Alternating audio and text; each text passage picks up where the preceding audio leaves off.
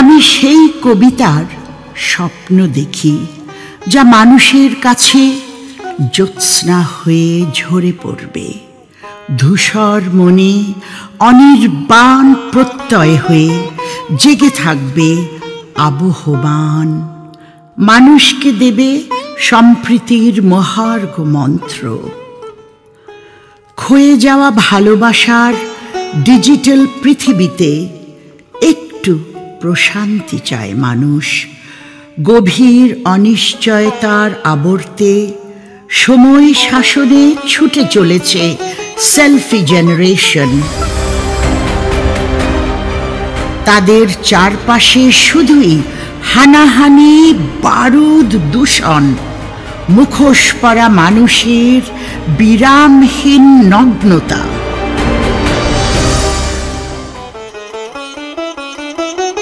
চিরায়ত কবিতার শরীর ছুঁয়ে বেঁচে থাকে বৈদুর্য আলো, শুদ্ধতার স্বপ্ন বীজ।